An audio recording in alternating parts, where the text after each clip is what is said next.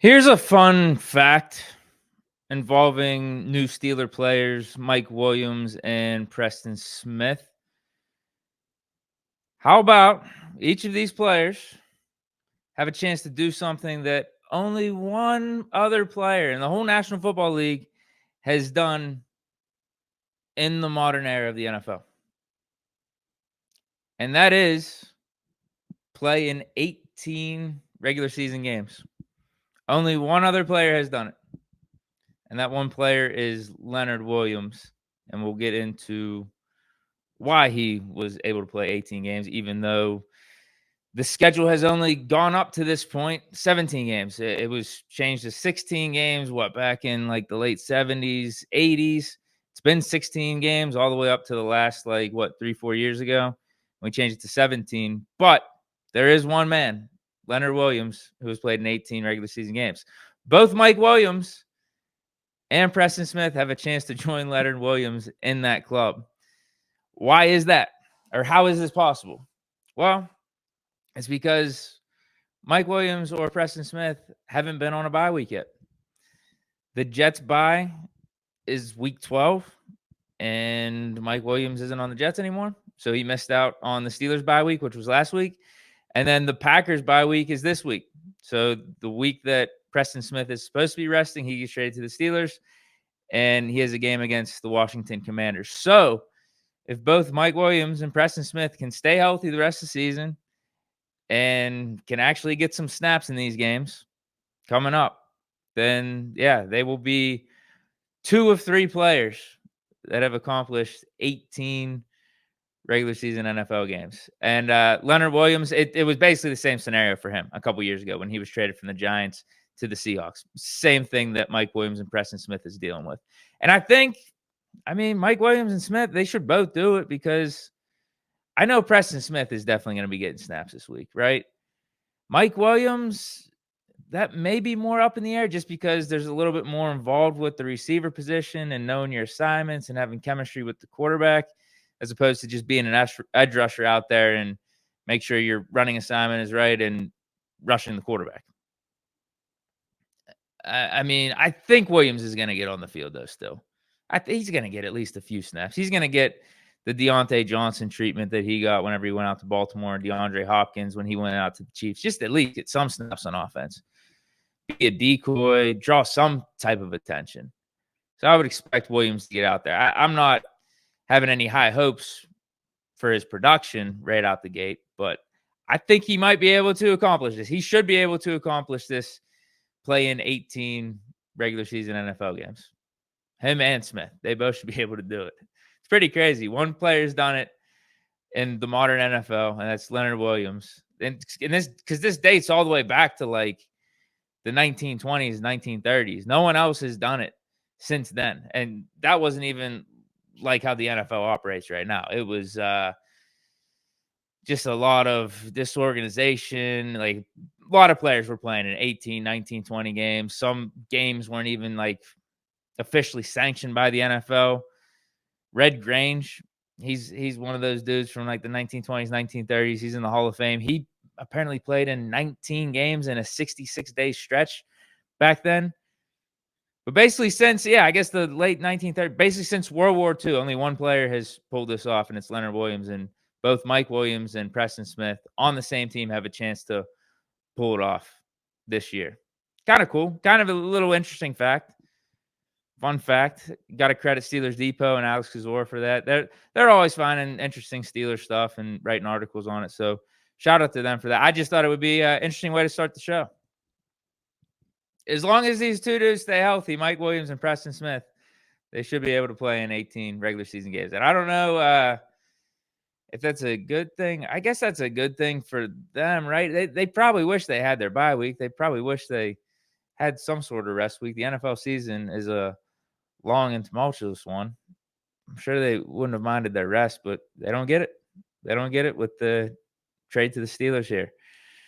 But yeah, that's what we're going to be talking about, at least for the first portion of today's show. We'll talk more about the Steelers trade moves from yesterday.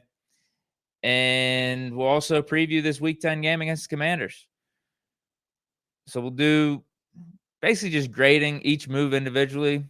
I was trading a 5th-round pick for Mike Williams, and I was trading a 7th-round pick for Preston Smith. And then I'll give an overall grade on how Omar Khan handled this trade deadline.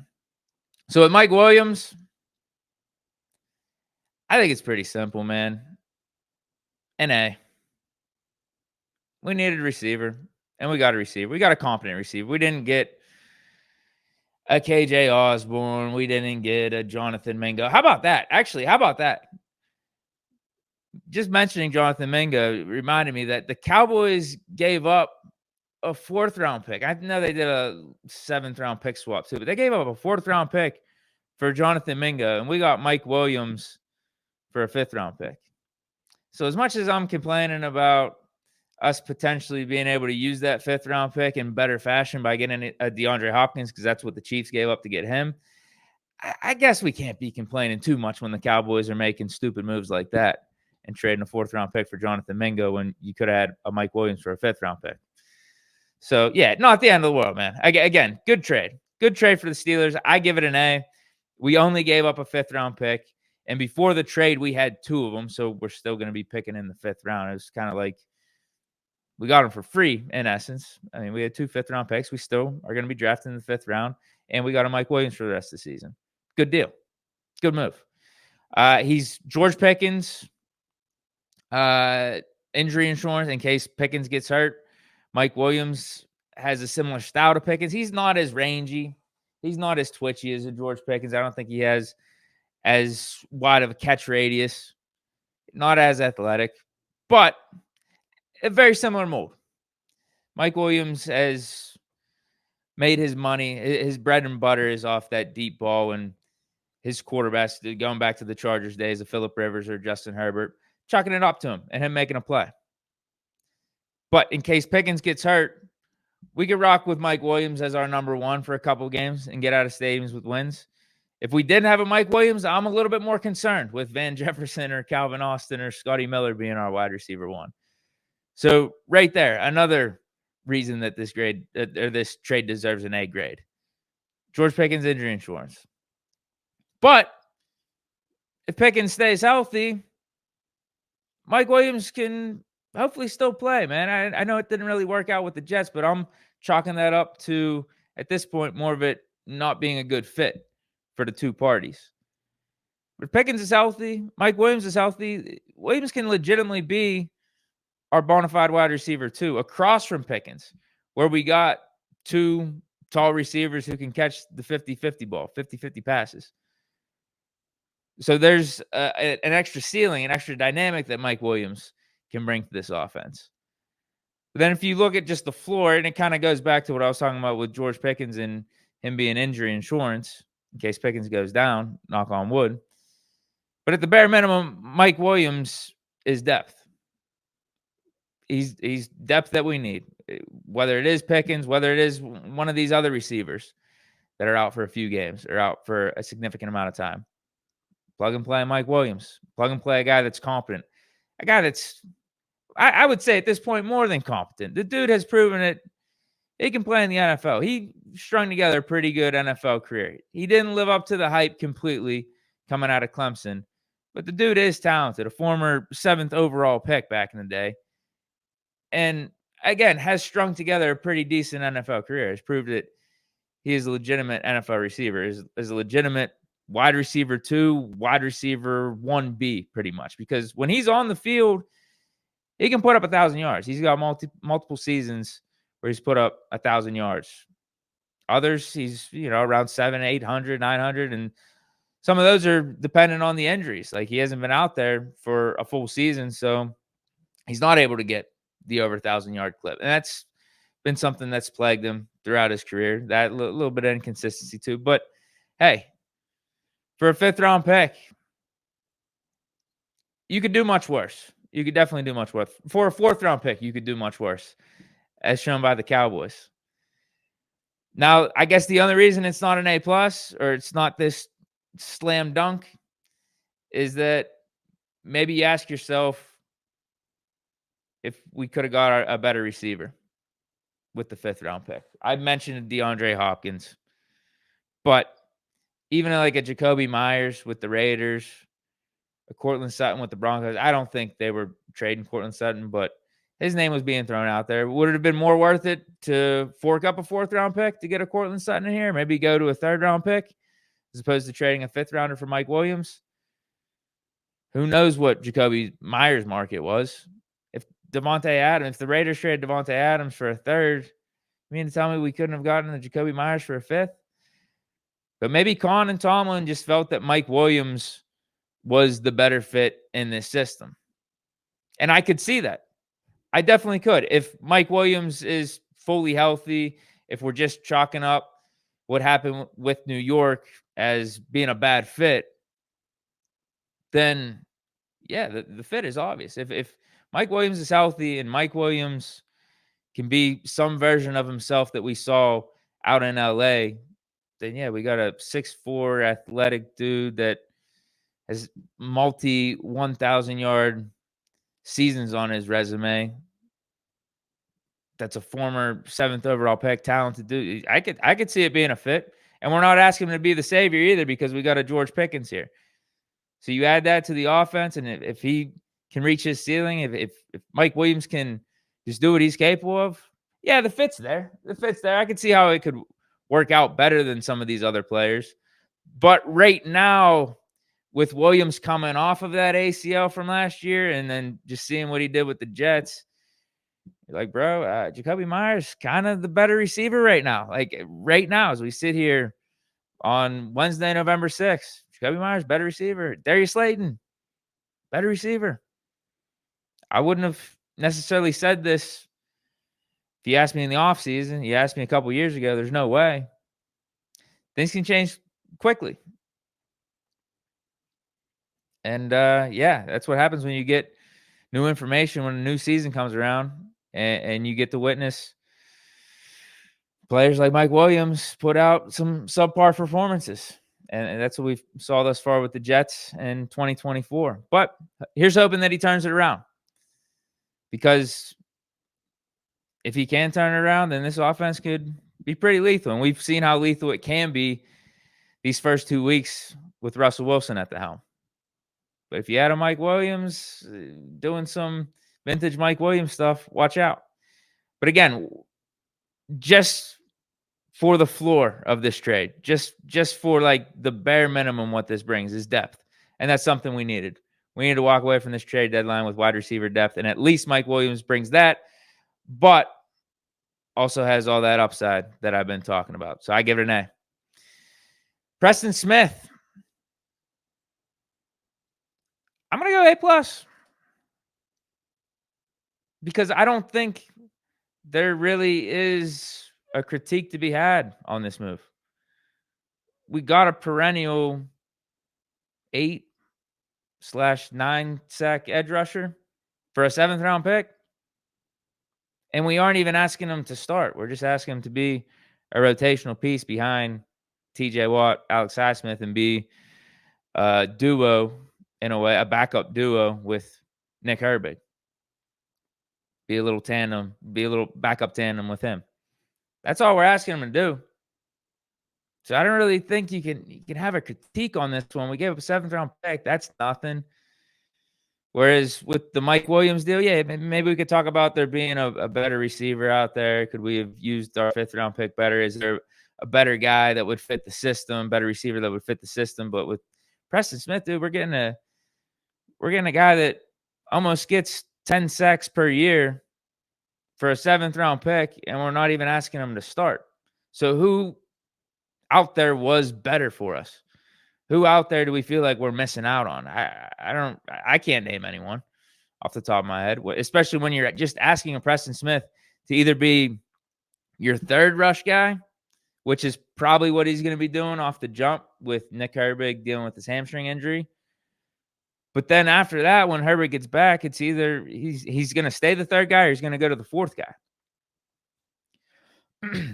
Who's better? Like, who are we getting better than a Preston Smith for a 7th-round pick out there? Who's bringing more bang for your buck than a Preston Smith? If that's what you're asking for, and if that's the pedigree that you're getting, when you bring in a guy like Preston Smith, I just don't know who you're getting better at that price. So you can never have enough edge rush depth. We've seen that time in and time out in this league. Like we've got to witness it firsthand this year with Herbig going down and Highsmith going down for some games. What was that, like a 3-4 game stretch we were without Alex Highsmith?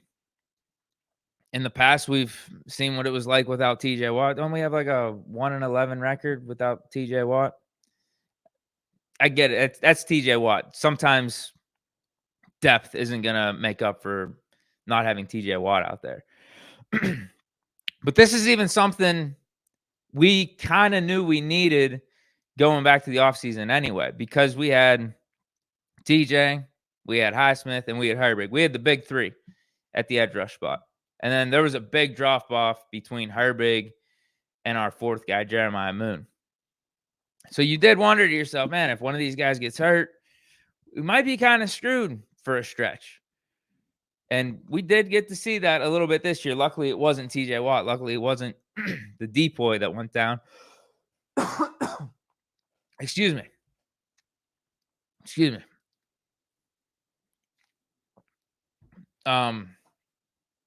But yeah, going back to that.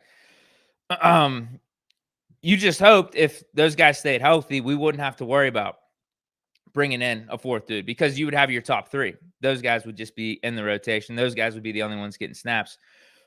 We wouldn't have to worry about a Jeremiah Moon or anyone else getting significant time. But with Highsmith and Herbig going down, we get to see what the defense is like without that additional edge rush help. And obviously, we're not a fan of it.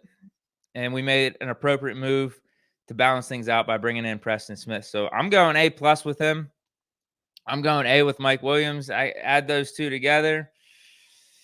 I'm a Steeler fan, so you could say it's biased. I don't really care. But I'm going to add these two up, and I'm going to give it an A+. I think we hit on our two needs, really. Wide receiver, the main one.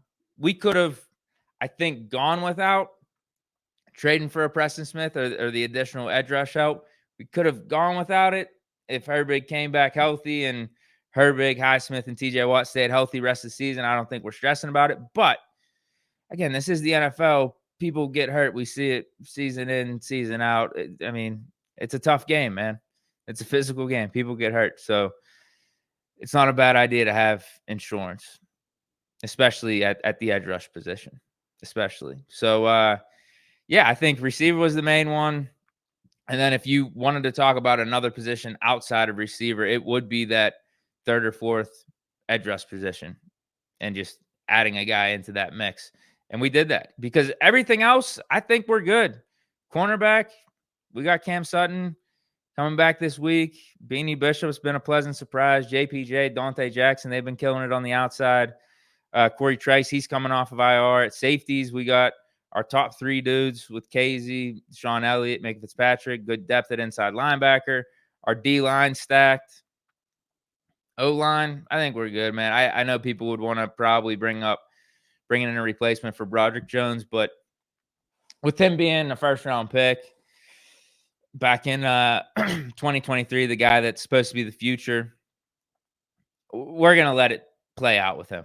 We're going to see if he can turn things around for this second half. Because everything else on the O-line, I think, has been pretty good. We're getting Zach Frazier back. Mason McCormick, he's been a pleasant surprise as a rookie, just like Beanie Bishop on the defensive side. Isaac Seumalo, he's a staple on the left side at guard. And then Dan Moore at left tackle, improving season in, season out. Russell Wilson, he's playing like he's in his prime. We got our three running backs, tight end, Pat Freiermuth, Darnell Washington, Connor Hayward, Pruitt. Yeah, there's not another position we really needed to upgrade.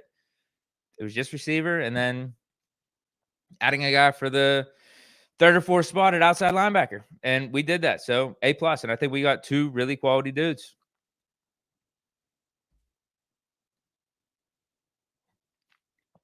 But that's it for trade deadline talk. I think we're good, man. We're about 24 hours removed from the official deadline time. Now it's time to move on to next week, week 10. We're coming off of our bye. We got the Commanders, and this is a good matchup. This is going to be a good one. You look at the records, we're 6-2, Commanders 7-2. So there's that. But you got Bill Cowher, Steeler coaching legend, saying that this is going to be a defining game for the Steelers, that this is the toughest game that the Steelers have played yet this season. And I agree with him. I think on paper, this is the toughest game yet for sure, because you look at our opponents up to this point: Giants, Jets, Cowboys, Colts. Early in the season, we had the Falcons. I mean, they ended up being better than what they led on in week one, obviously. But Commanders at 7-2, they, on paper, are a better team than the Falcons. Yeah, and after that, you had, I guess, the Chargers were a good game in week 3. But yeah, with the Commanders sitting at 7-2, I think that's a fair assessment. Maybe I'd argue Chargers week 3 as like a tougher game going into it, at least, especially that's your third week with Justin Fields. He's still trying to get acclimated with things. Like we're still not sure what that dynamic is. And he balled out. I mean, he balled out. I mean, and you knew going up against the Chargers with Harbaugh being the coach, they were going to be a well-coached team, a physical team. They were running all over the place with J.K. Dobbins. Their defense was playing good. Their defense has still been playing good. So, I mean, yeah, maybe you could argue that one. Either way, this is up there in terms of toughest games yet for the Steelers. But where I will, definitely disagree with Cowher on that statement there, because it's kind of like two statements in one, where this is the toughest game. Okay, there's an argument for it. It's either this one or the Chargers. But then this being a defining game, I don't think it is, man. I really don't think it is. It's easy to say that because our schedule hasn't been the hardest up to this point. The Commanders are sitting at 7-2. We're 6-2. This is like, okay, where are we at? Like, this is a heat check type of game. But I don't think it's a defining game. If we come out and lose in a close one, do our chances for a Super Bowl change? Do our chances of being legitimate contenders in the AFC change? I don't think so. Because if the Commanders are legitimately a good team, then yeah, it's not the end of the world if you lose on the road to them. But I will say this. Just as I've been saying this whole week that I promise the Ravens aren't as good as what everyone's talking about coming off of that beatdown that they had against the Broncos. I promise they're not that good. It was just the Broncos playing so bad that they made the Ravens look that good. Because let's not forget, the Ravens have lost to the Raiders. They've lost to the Browns. And they did lose to the Chiefs week 1, but that's not a bad loss. Like, they have 3 losses for the season. They're still second in the AFC North. The Steelers are still first in the AFC North. I promise the Ravens aren't that good. Part of me thinks the same thing about the Commanders. Like, we can admit Commanders are good. Jaden Daniels has been awesome this year. They're 7-2 for a reason. We can admit the Ravens are good and all that, but like, come on, let's not talk about them being above reproach in the AFC and like they're the best team going right now and they're untouchable. Like, no, that's how people are talking about the Ravens. I'm not saying people have gone all the way there with the Commanders just yet, because they're a young team, and I still think people are skeptical about the Commanders just because they've been a dismal franchise for the last however many years. I mean, 2 decades and a half. So there is some skepticism there, but people are starting to come around and talking up the Commanders like they're legit, like they should be favored in this game, which they are. They're -3, -2.5, depending on what you're looking at. But I don't think they're that good. I don't know, man. I don't know if they should be favored like that in this game. I don't know if they should be looked at as weird as it sounds, the 7-2 team that they are. Because as much as people could maybe critique the Steelers and our schedule and who we've played, you could easily do that with the Commanders. Look at the squads they played. Giants, twice. The Carolina Panthers. The Chicago Bears, and they won that on the lucky Hail Mary. Early season Bengals. it's playing the Bengals early in the season with Joe Burrow ain't the same as playing the Bengals in the midseason or late in the season, because we always know the Bengals get off to a slow start and suck early in the season. So they got to play early season Bengals. The Cardinals, all right, I'll give them that one. They've obviously played out to be a pretty decent team since the Commanders play, and the Commanders actually kind of washed them. They beat them pretty good. And then the Browns with Deshaun Watson as their quarterback. They also played the Ravens and the Buccaneers, lost those 2 games.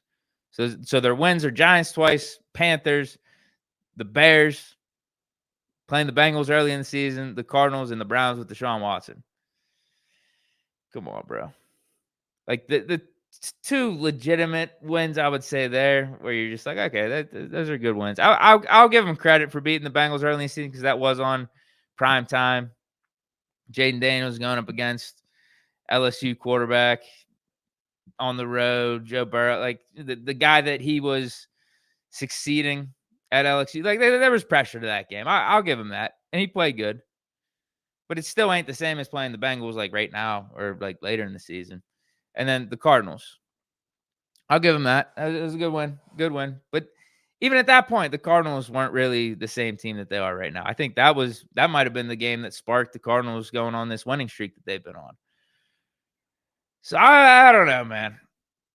I don't know if the Commanders are really like that good. The Commanders are good, but are they that good? Because when I watch them, I'm really not like blown away. I'm really not looking at them and saying, wow, these guys are 7-2. They should be favorites in the NFC. They're right up there with a Detroit. They're right up. They're even up there with like a 49ers. I know the Niners record isn't as good as what they like probably are as a team. But I just right now I don't view the Commanders like that. I don't. Like, I'm going to give Jaden Daniels credit. I'm going to give Cliff Kingsbury credit. I'm going to give their offense credit. I think they're good. Like, they legitimately are good. They don't turn the ball over. They move the ball. They put up points at a high clip. Daniels on the ground gets it done. 459 rushing yards, 4 touchdowns. He's 71% completion. In the passing game, almost 2,000 yards passing, 9 touchdowns, 2 picks. Like, he's having an awesome season. Probably rookie of the year, right? Unless I'm missing something. I mean, he's definitely big-time favorite for rookie of the year. I wouldn't even mind putting him in, like, MVP-ish conversations. Maybe, like, as the 6th guy or the 7th guy. I don't think he's top 5 necessarily yet, but he's knocking on the door. He'd be, like, honorable mention for being a top 5 MVP candidate. I got to give the dude credit. He's playing good. They got a 3-headed monster in the run game, too. One of those guys is Jaden Daniels, but Brian Robinson and Austin Eckler, and he catches some passes out the backfield.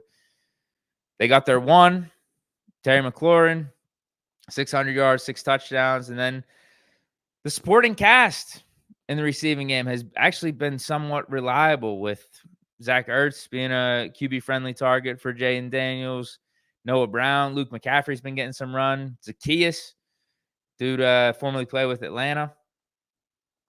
So they've been able to move the ball. You watch them, they can move the ball up and down the field. But they struggle pretty bad in the red zone, though. They end up kicking a lot of field goals on these drives. They're like I think it's one of the worst teams in the league in the red zone, actually, just in terms of the percentage they get down there and how many times they punch it in for a touchdown. Now, field goals aren't bad either. We've literally won a game this season with Chris Boswell's leg. Atlanta Falcons week 1. So, listen, I'm not discrediting field goals and what they can do for you, but it's not like their offense is all world or anything right now, because they struggle. I think they're 27th ranked, 28th ranked in the red zone. So if you're not putting up touchdowns, you're enabling the opposing team to stick around in games. And what do the Steelers love to do under Mike Tomlin? Stick around in games. What does Russell Wilson love to do? Stick around in games. If the game's close and you're in the 4th quarter, watch out for rust time, because dude knows how to be clutch. Dude knows how to play in the second half. And if you look at the Commanders' defense, like, the offense is their bright spot for sure of the 2 units. Commanders' defense really isn't that good. They've been able to hold quarterbacks from gashing them and putting up big-time yards. But I also think that is a product of the quarterbacks that they've played. Remember the teams that I just listed off: the Giants, the Panthers, Bears. Caleb Williams has shown flashes, but he's also struggled this year. The Cardinals, the Browns. You look at the teams that gashed them through the air. It's been quarterbacks that have been playing good this year. It's Joe Burrow. He had over 300 yards. Lamar Jackson, the Ravens. Baker Mayfield. So, like, I mean, part of that is I think that they've been playing against some bad quarterbacks as to why they've not been giving up a ton of yards in the air thus far. And they don't really have many playmakers on defense either. No takeaways. No takeaway. They don't turn the ball over, but they don't really take away on defense. They don't get turnovers on defense. And that's at least something that our defense is known for. As much as we've been a little helter-skelter over these last, like, 3 or 4 weeks, at times when our offense isn't picking it up on their end, the defense is making plays. The defense is making splash. They're getting turnovers. But you look at these last couple weeks, offense has been holding up their end of the bargain. Defense, they've been giving up the yards. But the thing that is consistent is we still do get the splash plays. We'll keep a lid on it. We'll hold you in the red zone. We'll get that interception. We'll get that fumble. Whatever it is, like, we'll get splash play. That's something that the Commanders defense really doesn't do. So for us, I think a huge factor in this game is going to be our defense. I think that's like the X factor, because weirdly right now I have more faith in our offense being able to put up over 20 points. Let's say like 25, 26 points. I think the defense is the thing that could shift this game one way or another. Like, if the defense can play good, keep a lid on it, where, okay, even if Jaden Daniels and the Commanders offense are able to move the ball up and down the field, if we can hold them in the red zone, if we can hold them to field goals and not have to rely on penalties and some fluky stuff, overturning touchdowns that we give up, because that has happened in the last, like, 2 or 3 weeks. We saw it a couple times in the Giants game. We saw it in the Raiders game. If we're able to just keep a lid on it, worst case, hold the Commanders to field goals, then, yeah, I think we can win this game, 26, 27 to like 17, something like that. But if defense starts doing some of the sketchy stuff that they've been doing, letting Jaden Daniels Commanders gash us and then giving up some significant touchdowns in bad times, then this might have to be a shootout. And with Russ playing like he has, I feel like we can win in a shootout. Is it optimal? No, not necessarily, but a win is a win. That's what happens when you have a guy at quarterback. When you have a franchise guy, when you have a Russell Wilson playing the way that he has, you can win in multiple fashions. You see it with Mahomes, you see it with Burrow, you see it with Lamar Jackson. You can win in multiple fashions where, okay, we don't got to do as much here. Russ, all you got to do is like 200 yards, hand the ball off, keep it out of harm's way. Defense is playing good. Game's over, middle of the third quarter. We're up 21-10 or something like that. We can win that way. We can also win, though, if the defense ain't holding up their end of the deal here. Russ can sling it. Russ definitely can sling it. If it has to be a shootout in the second half, the way he's playing right now, I'm going off of these 2 weeks. I'm going off of also what we've seen for the majority of Russell Wilson's career. He can put it up with the best of them. He can go toe-to-toe with the top guys in the league. And to Jaden Daniels' credit, he's been a top guy thus far in his rookie season. I like us, man. I obviously like us. As I said, the spread is us +3, Commanders -3. The over-under is 45.5. So they do got the game kind of in that range of the score I just said. Like a 28-17 game, a 27-18 game, maybe even like a 24-21 type of game, with that over-under being at 45.5. But yeah, I got us. I would say score. It all depends on that defense, man. I'll reiterate that. What does our defense do? If our defense is like what it was these last 2 or 3 weeks, then I could see the Commanders getting maybe 23 points, 24 points. Because I don't think Jaden Daniels, we've benefited from some of the guys that we played against here. Like a Jaden Daniels isn't going to be turning the ball over at the clip like a Daniel Jones or Gardner Minshew with the Raiders. Or it wasn't even Gardner Minshew when we played him. It was Aiden O'Connell. And Aaron Rodgers and that Jets offense, I mean, they've obviously been a dumpster fire this year. I don't think we're going to be seeing that type of dysfunction with this Commanders offense because they've been keeping it clean all year.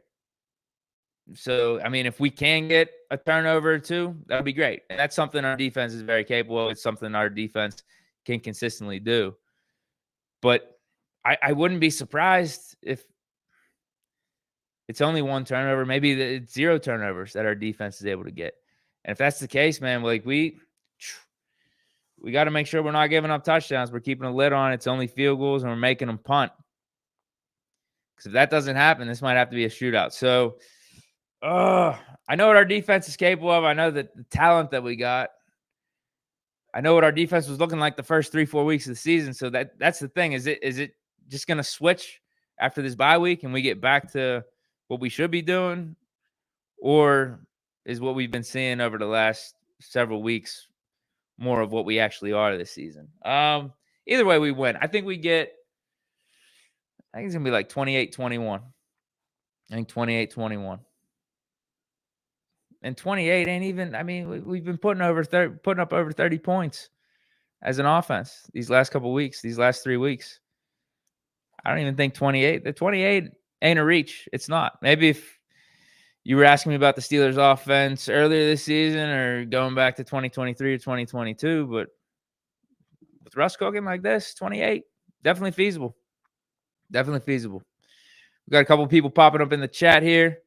Let me read off these comments before I get out of here. We got Nick Bittner, 21, saying, Mike will wear the 18. See you, DJ. I did see that. Yeah. The jersey numbers have been confirmed for the Steelers' new players. Mike Williams with 18. That's cool. He gets to stick with the same number that he was rocking with the Jets. He was 81 with the Chargers. Did he switch to 18 with the Chargers at some point? I know he was 81 with the Chargers. If not for all of his career there, at least for the majority. And then, he goes to 18 with the Jets, able to keep that number here. That's cool. And then Preston Smith, he's able to stick with 91. And what's crazy with Preston Smith rocking 91, dude, he looks exactly like Tuitt. I'm not even going to front. Now, we know Tuitt, he was an interior defensive lineman. But Preston Smith, he's kind of like Tuitt. He's kind of big like Tuitt, but he's able to play edge rusher. Pretty wild. He's a little lighter than Tuitt, almost like a Lamar Woodley, I'd say. I think that's maybe a fair comparison. But I'm telling you, man, you're going to see 91 out there on Sunday, and you heard it here first. You're going to be thinking, oh, wait, did Tuitt come back? Is that Tuitt out there? But shout out to Mike Williams. Shout out to Preston Smith, new Steelers. Hopefully they could do some stuff this week. Hopefully. But yeah, I got us winning. I got us 28. I got Commanders 21. I think Omar Khan did good at the trade deadline by scooping up Williams, by getting Preston Smith 2 needs that we needed to address, specifically receiver, especially receiver. But nice that we got an extra guy behind TJ Watt, Highsmith, and Herbig, and a Preston Smith. But that's it for today's show, guys. Appreciate everyone for stopping through. I will be back on Sunday for the postgame after we defeat the Commanders, and we're sitting at 7-2. Commanders will be at 7-3. I'm telling you, they're not that good, man. They're not that good. Commanders are good. We'll give them their respects. I thought I gave them proper respects throughout the preview. I highlighted the things that they do good and everything, but yeah, defense, their defense ain't it. And I forgot to mention too, another part of their defense is like they give up a lot on the ground, and we know Najee's been cooking recently. That's actually a big part. I forgot to mention. Big part.